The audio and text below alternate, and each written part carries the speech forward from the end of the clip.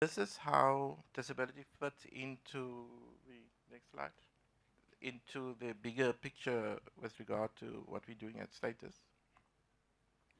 Um, this is a very powerful thing. We're not hockey players in this country. We are more rugby players in this country, and it's about where the ball's going to be, and that is going to determine where we're going to score the tries. But I want to come back to this particular statement a bit later on. So, Andres, to take me to the next one. Now, some of you may have heard me now for the third time, and I've become a little bit more confident, and I'm going to be more brazen, and I'm going to make statements. Okay. So let me start with that first statement. 7.5% is going to be your target. Now, many of you that I've interacted with have said to me, where is it legislated? It's legislated for 2%. Now, first of all, let me just say it. It is legislated for 2% for the public service, not for private employers. There was a lot of haziness about this number that was clarified by the Statistician General in September 2014. We released a report, and many of you that's on my emailer list would have received that documentation and probably filed it in file 13. But in that documentation, it clearly stated that the population percentage in South Africa is at 7.5%. Now, let me say as well that that percentage is wrong for various reasons. And I'm not going to go into that because that will definitely take you over lunch. Okay? So I don't want to do that. However, that is going to be the percentage. Now, what has disability employment equity been achieving thus far? It's been achieving 0.9%, which means that in order to get to the 7.5%, we need to increase that numbers 8-fold. The other thing that you need to realize is that in the past, if you were looking at the 2%, you would have said 2% of your workforce. I'm not going to worry about it, because at the end of the day, you're going to wait for the MD to come to you and say to you, listen here, they're going to apply pressure on us in terms of the fines and all sorts of other stuff that's going to happen. And we all know that the Department of Labor, yeah, careful. But the Department of Labor is not policing that side of things. They're more policing the other aspects of things. So it needs to increase 8-fold. How are you going to be able to get there? The argument around getting to the 7.5% is more a matter of that's what you want to do, because it's good practice. You want to be the best employer. You want to be able to get ahead of the game. So let's go there. It's not really going to be driven too much about compliance, and that's a very unfortunate thing. Another percentage that I just want to throw at you is the percentage with regard to the broad-based Black Economic Empowerment Scorecard. In that scorecard, they talk about 3%. It needs to be black disabled people in the workforce. Okay, so that's another percentage. However, all these percentages that I'm mentioning now is going to change because of the fact that the population is now regarded to be 7.5% of people with disabilities.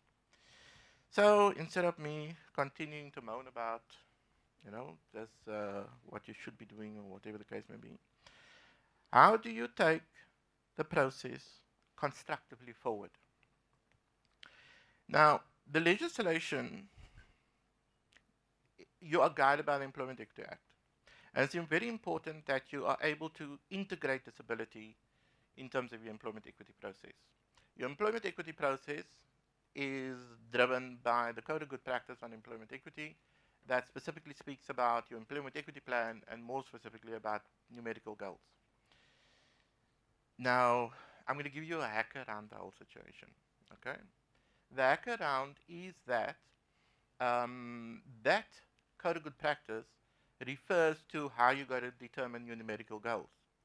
And any of you that is very good on your employment equity stuff will realize that you are referred to Employment Equity Form 8 in the Act, EEA 8. In that EE8 form, it then refers you to How do you determine your statistics?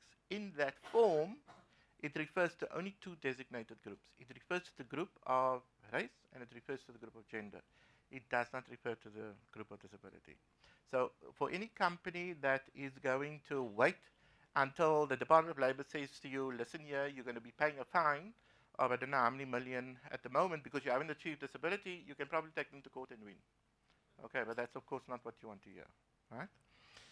So in terms of the process of getting your disability sorted out, I'm going to go through these things very, very quickly. You are guided by the EA, by the Employment Equity Act. You're guided specifically by the definition of disability. There is a disability code of good practice that will guide you in terms of what it is that you need, how you need to go about in terms of your recruitment. That's supported by a technical assistance guide. I'm going to suffice at that level, but I'm sure if you've had disability on your agenda, that is how you're going to be guided. Go to those references and they will help you get your 7.5%. That then needs to be included in terms of your disability employment strategy. And that's how you integrate disability into your plan. Now, you know that you've got to look, besides the numerical goals, you've got to look at it at the different levels and all of that type of thing. So that needs to happen as well. Right. On the next slide, Andres. One of the things that I'm also going to go through very quickly here, it's important for you to prepare yourselves as an employer, do the employment and support employment.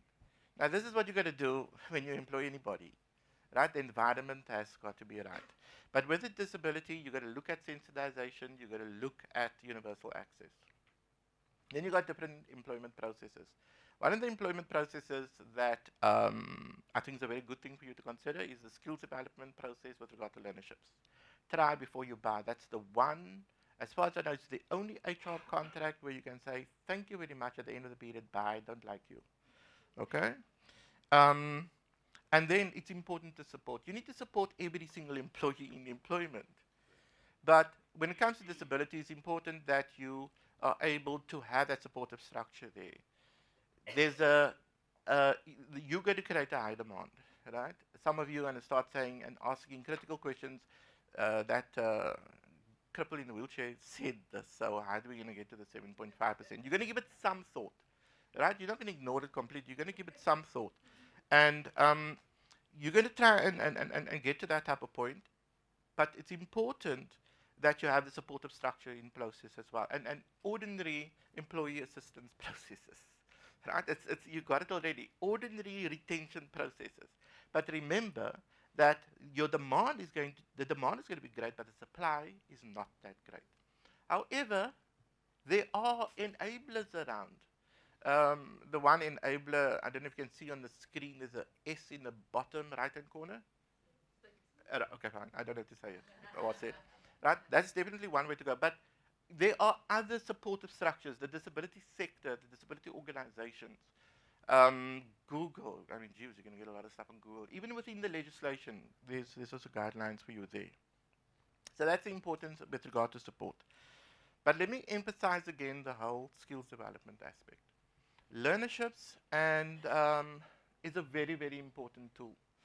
Right? I would seriously look at your learnership programs. Look at your CETAs, look at your processes around learnerships. It's a simple process where you are going to get a grant for the training, you're going to get a grant for the stipend, you're going to get a grant for the disability side of things, where you can engage with the experts in order for you to have a disability project. The CETAs are not achieving their 4%. They've got a target of 4%, and I can tell you this much, that target is also going to increase.